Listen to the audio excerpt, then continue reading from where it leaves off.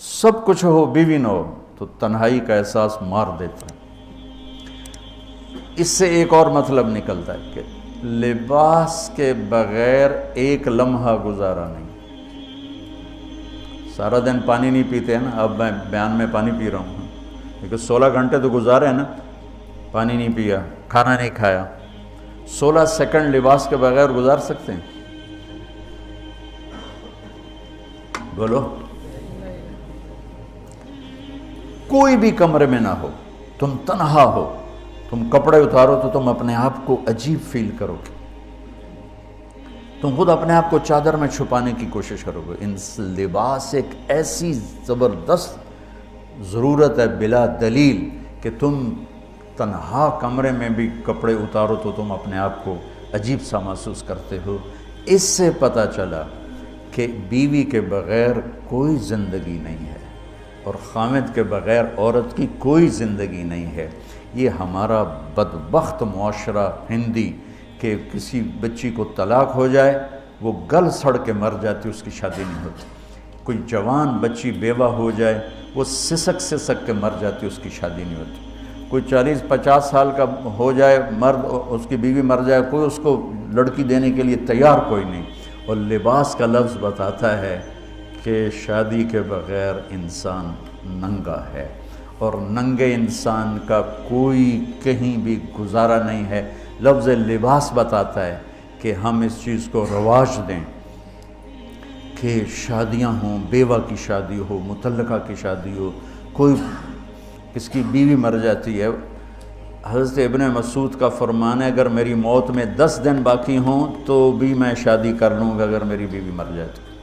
ابو ہریرہ کہتے ہیں اگر میری زندگی میں 7 دن باقی ہوں اور میری بیوی مر جائے تو میں 1 ہفتہ بھی شادی کے بغیر نہیں رہوں گا، میں شادی کر لوں گا۔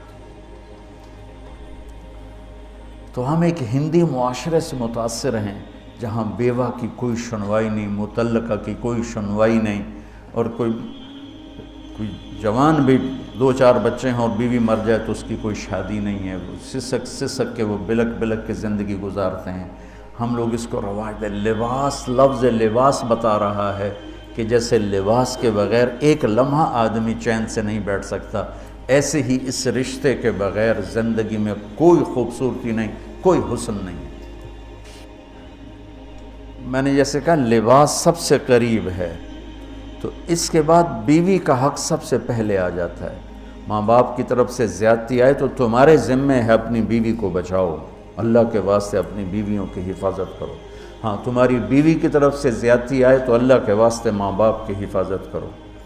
تو اس کا مطلب یہ نہیں کہ تم ڈنڈا اٹھا لو، اپنے اخلاق ایسے بناؤ، سپرنگ بن جاؤ، سپرنگ جو فریشر سے کو قبول کر کے دب کر کے نیچے چلا جاتا ہے۔ نیچے جانے میں جڑ جانے کا نظام چھپا ہوا ہے کہ جھک جاؤ، ماں باپ ناراض ہو ان کے پاؤں پکڑ لو، بیوی ناراض ہو اس کے پاؤں پکڑ لو۔ ذلت میں عزت چھپی ہوئی ہے، ساری زندگی کا تجربہ بتا رہا ہوں۔ ذلت، اللہ کی رضا کے لیے ذلت اٹھانے میں عزت چھپی ہوئی ہے۔ ہن لباس لکم، کتنا ہی مجھے غصہ چڑھا ہو میں اپنے کپڑے پھاڑوں گا؟ مجھے غصہ آ گیا، میں نے اپنے کرتے پھاڑنے میں، کسی یہ پاگل تو کرے گا، سمجھدار دوئے دا کرتا پاڑے گا، اپنا نہیں پاڑے گا۔ اب مجھے بیوی پہ غصہ چڑھ گیا تو میرا لباس ہے، اس کو تار تار کر دوں، گالیاں دوں، تھپڑ ماروں؟ تو ایسا ہی جیسے میں اپنے کرتے کو پھاڑ رہا اور اپنے کرتے کو تار تار کر رہا۔ بیوی کو غصہ چڑھے تو وہ اپنے کپڑے پھاڑتی ہیں۔ کپڑوں کے لیے کتنے حفاظتی نظام ہیں، الماریاں بنی ہوئی ہیں اور ہینگر بنے ہوئے ہیں، کریز خراب نہ ہو۔ جب پڑھتا تھا نا لاہور تو اسکول میں یا کالج کا میں سب سے خوش لباس لڑکا کہلاتا تھا،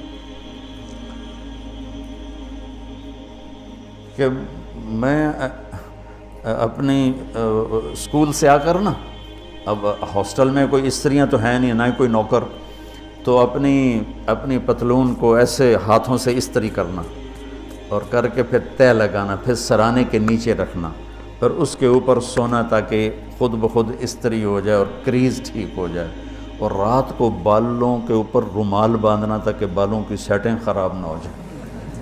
کیونکہ میں نے بال بنوائے تھے وحید مراد کٹ بال، 2 فلم سٹاروں کا ہیئر کٹ چلا، ایک دلیپ کمار کا، ایک وحید مراد کا۔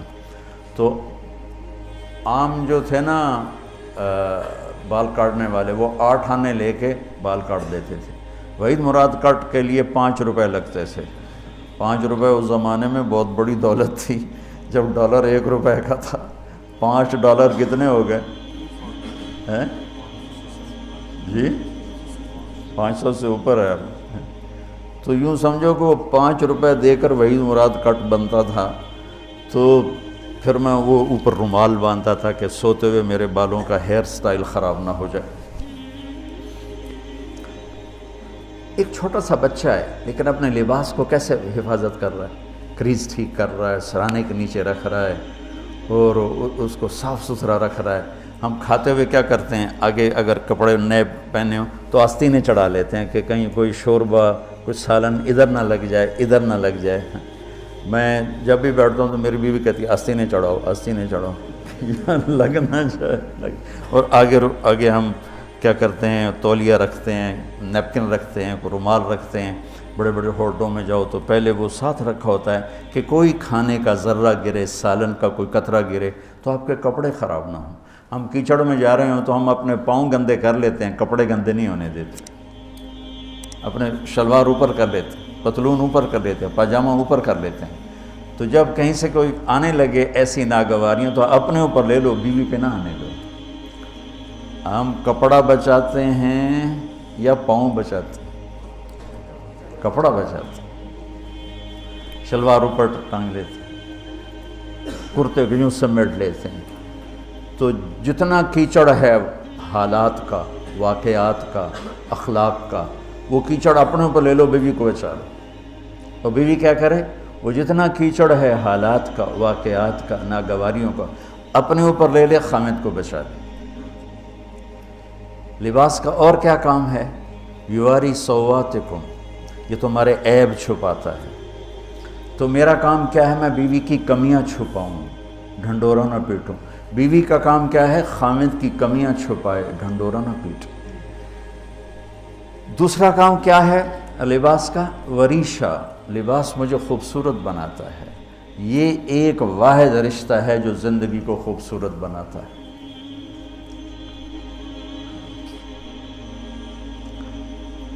ہن لباس لکم انتم لباس لہن۔ تو لباس کیا کرتا ہے، زیب و زینت۔ لباس کیا کرتا ہے، عیب چھپاتا ہے۔ لباس کیا کرتا ہے، خوبصورت بناتا ہے۔ تو اس رشتے کو خوبصورت بنانا ہے، بیوی خامند کے لیے، خامند بیوی کے لیے۔ کس طرح یہ رشتہ خوبصورت بنے گا، اچھے اخلاق کے ساتھ، اچھے اخلاق کے ساتھ۔ اگر گھر والوں کے اخلاق اچھے ہوں، وہ بچی ساس سسر کو ماں باپ بنا لے، ساس سسر بچی کو ماں باپ بنا لے، خامند بیوی کو ہتھیلی کا چھالا بنا لے، بیوی خامند کو ہتھیلی کا چھالا بنا لے۔ میں قربان جاؤں اپنے نبی پر، ساری کائنات کو نور ایمان دینے والی ہستی، اور حضرت عائشہ رضی اللہ عنہ کو لقمے بنا کے کھلا رہے ہیں، کمال۔ حضرت عائشہ رضی اللہ تعالیٰ عنہ، وہ بڑی بڑی بوٹیاں ہوتی تھیں نا، وہ اٹھا کے ایسے نوچتیں اور پھر رکھ دیتیں، روٹی کا ٹکڑا اٹھاتی۔ میرے نبی وہی بوٹی اٹھاتے جہاں حضرت عائشہ نے نوچا ہوتا تھا، وہیں دکھا کے کرتے تھے، ان کی محبت کو لینے کے لیے اور ہمیں سکھانے کے۔ حضرت عائشہ گلاس اٹھاتی، وہ بڑے بڑے ہوتے تھے، اب تو یہ چھوٹے چھوٹے گلاس ہیں۔ بخل کا زمانہ آ گیا، پانی بھی تھوڑا دیں دیں۔ ہمارے دیہات کا کلچر تھا، اب تو مٹ گیا ہے، مہمان ہی کوئی نہیں ہوتے۔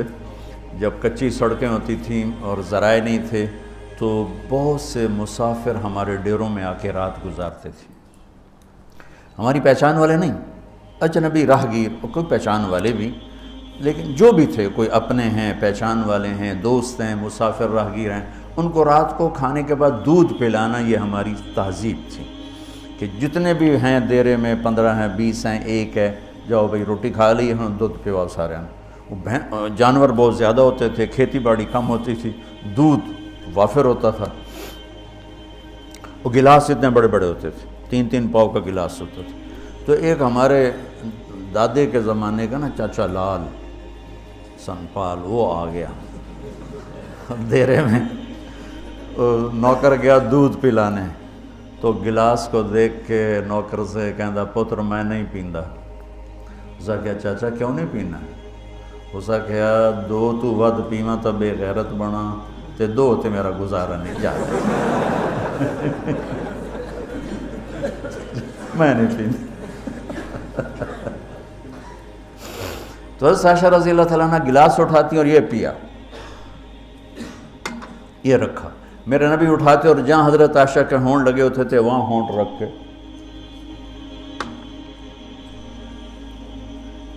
یہ زندگی سکھائی ہے۔ یا عائشو، کیا محبت سے بولا عائشہ نے، یا عائشو، یہ عاشقانہ انداز ہے، محبوبانہ انداز ہے۔ یا حمیراء، عائشہ آؤ دوڑ لگائیں۔ عائشہ مجھے پتہ چل جاتا جب تو میرے اوپر ناراض ہوتی ہے۔ حضرت عائشہ نے کہا وہ کیسے؟ کہ جب تو میرے اوپر ناراض ہوتی ہے نا تو یہ نہیں کہتی مجھے رب محمد کی قسم، تو کہتی مجھے رب ابراہیم کی قسم۔ جب تو میرے اوپر راضی ہوتی ہے تو کہتی ہے مجھے رب محمد کی قسم، اور جب تو میرے اوپر ناراض ہوتی ہے تو کہتی مجھے رب ابراہیم کی قسم۔ کہ یا رسول اللہ صلی اللہ علیہ وسلم نام ہی آپ کا نہیں لیتی، میرا تو دل آپ پہ کیا، میری جان قربان ہے آپ پر۔ عرب کے ماحول میں اظہار عشق عیب تھا بیوی سے، ہاں معشوق سے اظہار عشق ساری شاعری بھری پڑی، تم نے شعراء جاہلیت پڑھو یا بعد کو پڑھو، بھری پڑی۔ وَهَلْ تَبْكِينَ لَيْلَا إِذَا مِتُّ قَبْلَهَا وَقَامَ عَلَىٰ قَبْرِ النِّسَاءُ النَّوَائِحُ لَيْلًا كَمَا لَوْ أَصَابَ الْمَوْتُ لَيْلًا بَكَيْتُهَا وَجَادَ لَهَا دَمْعًا مِنَ الْعَيْنِ صَافِحُ وَأَغْبِطُ مِنْ لَيْلًا بِمَا لَا أَنَالُهُ بَلَا كُلُّ مَا قَرَّتْ بِهِ الْعَيْنُ طَائِعُ وَلَوْ أَنَّ لَيْلًا، دیکھو لیلہ 4 شعر ہیں، لیلہ ہر شعر میں لیلہ۔ وَلَوْ أَنَّ لَيْلَ الْأُخَيْلِيَّةَ سَلَّمَتْ عَلَيَّ وَدُونِي جَنْدَلٌ وَصَفَائِحُ لَسَلَّمْتُ تَسْلِيمَ الْبَشَاشَةِ أَوْ زَقَى إِلَيْهَا صَدًا مِنْ جَانِبِ الْقَبْرِ سَائِحُ۔ وہ بڑے زور شور سے لیلہ لیلہ لیلہ اپنے اشعار میں کہہ رہا ہے، لیکن بیوی سے اظہار عشق عیب، موت۔ اس ماحول میں جس میں بیوی سے اظہار عشق ایک عیب تھا اور معشوق سے اظہار عشق شاعری بھری پڑی، ترکت ہوا لیلا وسعد بمعزل، کیا کیا خوبصورت شاعری ہے۔ بے بالشموس الجانحات غواربا، اللہ بساط من الحریر جلاببا حاولنا تفدیتی وخفنا مراقبا فوضعنا ایدیہن فوق ترائب۔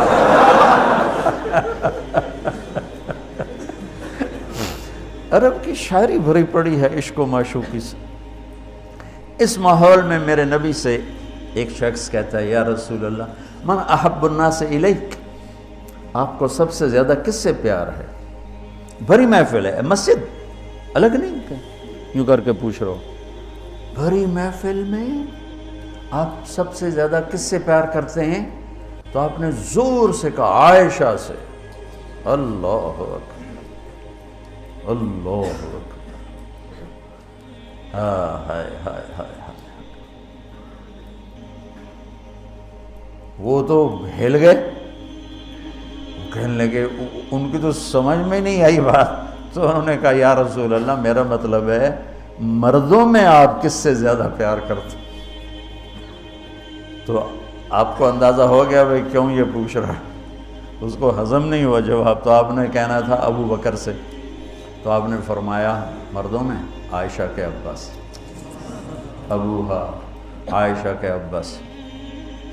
کیا زندگی سکھائی، ہن لباس لکم وانتم لباس لہن، یہ تمہارا لباس ہیں تمہیں کتنا ہی غصہ چڑھے لباس تو نہیں پھاڑو گے، تمہیں غصہ چڑھے بیوی کو بے عزت نہ کرو، بیوی کو غصہ چڑھے تو کرتا پھاڑے گی، اپنا دوپٹے کو آگ میں ڈالے گی، نہیں، اس کو بچائے گی۔ صرف پاگل یہ کام کرتا ہے۔ اسی ایک لفظ لباس کے اندر زندگی گزارنے کا پورا طریقہ موجود ہے، اور اسی کے اندر بیواؤں کی، مطلقہ کی، رنڈوے کی شادی کا اشارہ خوبصورت موجود ہے کہ لباس کے بغیر تو ایک لمحہ انسان نہیں گزار سکتا۔ اس کو رواج دینا یہ ہمارے ذمہ ہے، اور اپنے نبی کی معاشرت کو بتانا یہ ہمارے ذمہ ہے۔ ہم تو ان مسائل میں پڑ گئے جن کا نہ جنت سے تعلق ہے نہ جہنم سے تعلق ہے، الٹا وہ مسائل جس میں زیادہ اختلاف ہے اس میں زیادہ بولنا، زیادہ تقریریں کرنا، اس چیز نے ہمیں اپنی منزل سے بہت دور کر دیا، ہم کھو گئے ہیں، کہیں اور چلے گئے ہیں۔ تو اس عرب کے ماحول میں میرے نبی نے لباس بنا کے دکھایا۔ اور صفیہ رضی اللہ تعالیٰ عنہ چھوٹے قد کی تھیں، اونٹ پہ سواری کے لیے وہ خود نہیں کر سکتی تھی، آپ نے اپنا گھٹنا آگے کر دیا، حضرت صفیہ نے آپ کے گھٹنے پر پاؤں رکھا اور اس کو زینہ بنا کے آپ نے ان کو اوپر چڑھایا، زینہ بنا کے۔